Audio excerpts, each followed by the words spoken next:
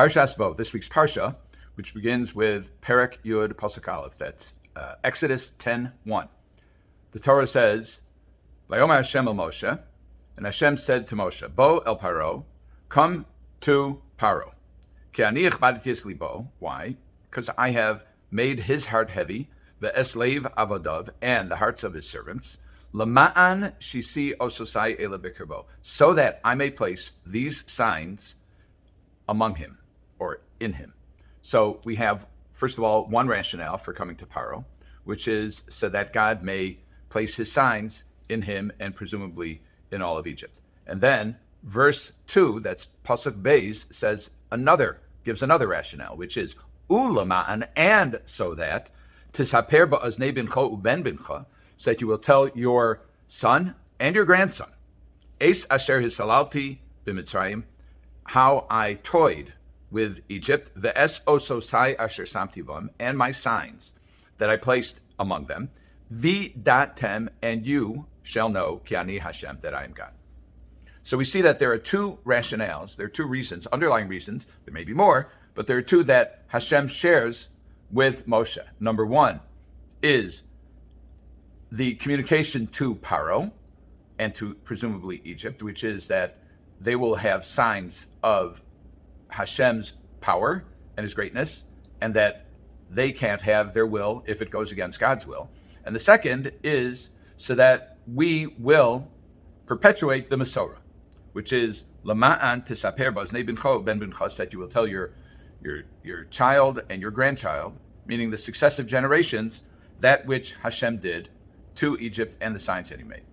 The next phrase is a little curious. V'datem ki ani Hashem.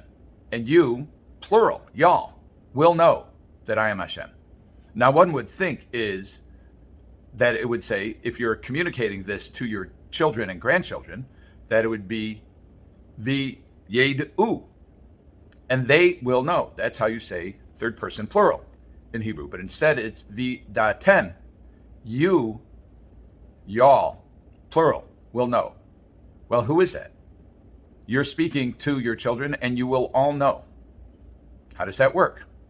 So first of all, we have to, I suggest, understand what the word you will know means. Like many words, the same word can have different meanings, different nuances, different connotations. So we know that the word Yodea shows up all over Tanakh. There are certain times where it's used where it means something other than straight up knowledge. For example, in Mishlei, Shlomo HaMelech says, B'chol durachecha da'ehu.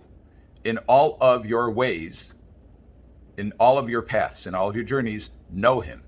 What does that mean, know him? I would suggest that it means be close with him. This is knowledge, shall we say, in the biblical sense. It says, V'adam yoda es Chava ishto, that Adam knew Yoda, Chava, his wife. And there it means that they were intimate with each other. So this language of Yediyah, besides just simply technical knowledge or awareness, it can also mean a closeness or an intimacy. In fact, the very first halacha in the Rambam, in the Rambam's Mishnah Torah, in the Arach HaZaka, the Rambam writes, very first, this is Hilchos Yisodei Hatorah, the laws of the fundamentals of the Torah, Perek Aleph, Halacha Aleph. This is the first chapter, the first halacha. It says, Yisod HaYisodos v'Amud HaChachmos, the foundation of all foundations and the pillar of all wisdoms is Leida, to know, Sheyesh Sham Matsui Rishon, that there is a primordial being, the first being, V'hu Mamtzi Kol Nimtza, and he causes everything that exists to exist. V'chol hanimtzaim mishamayim va'aretz u'ma shebenehem lo nimtzeu ela me'amitas himatz'o, and everything that's found from the heavens to the earth only exists, and everything that's in between them only exists because of the truth of his existence. Now, Rav Yosha Ber Soloveitchik says, I believe he writes this in Aleph Tshuva, he says he does not believe that this halacha that the Rambam says, Yisod HaYisodos Avon HaChachmos Leida Sheyesh Sham Matzui Rishon, that the pillar of all foundations and the wisdom and knowledge is to know that there is a first being, a being that was first in time, meaning God. He says he does not believe that that means that every individual is required to engage in philosophical inquiry to establish the truth of the existence of God. Rather, he says, he believes that it is incumbent upon every Jew to live with God at all times. That's another sense. It's the sense we were talking about of Leida Sheyesham Matzui Rishon. It's a constant awareness, we might say a mindfulness, a consciousness of God, a God consciousness wherever we are. We always walk with God. It's to be aware, not simply an intellectual awareness, but an awareness that has an impact on our self-identity and our spiritual and physical lives in their totalities. So perhaps what the Torah is saying is that this vidatem is not simply you will be aware, you will be knowledgeable that Hashem is the God, but rather you will be intimate with God in the sense of having Him accompany you wherever you go. Again, now how do we resolve this? Going from a singular, you teach your child and your grandchild, and you, plural, will know that I am God, says God. And I believe that there's a dynamic that takes place in teaching which renders the process a two-way street.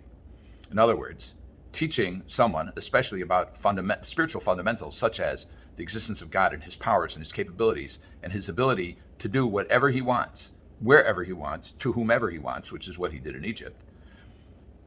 In the course of teaching that to our children, we confront the ideas, we address the ideas, we assimilate the ideas, and as a result, we ourselves grow from the experience. It's like we suggested the explanation in Hakel, where it says, why do we bring the children? So Chazal say, Litein schar lemiviehem, to give reward to those who bring them. And we suggested that means that when you go through an experience such as Hakel, which is a public reading of the Torah to the entire people, that when you're holding your child in your hand, the experience of hearing the Torah is different than if you're doing it just for yourself alone. It's not identical to this, but it's parallel to this. In other words, the introduction of children and communicating to the values to the children does not leave us unaffected. We ourselves are affected and we grow. Now, Chazal say that the Torah for the first time introduces this notion of telling your children in anticipation of Paro's refusal to allow the children to go. And he says, later on, he says, no, you are not going to do this. It says, Paro says, Mi va mi halachim, and Moshe says, Paro says, who's going? And Moshe says, it's going to be our youth, our elderly, our sons, our daughters, and our cattle, because it is a holiday for God. And Paro, in the next verse, it appears to be somewhat sarcastic, and he says, no, not you, only the Gevarim, only the adult males.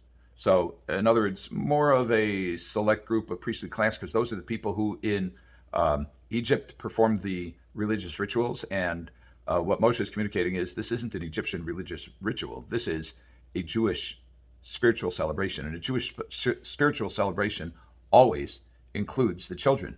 It is an experience that they go through so that they can transmit the tradition to their children.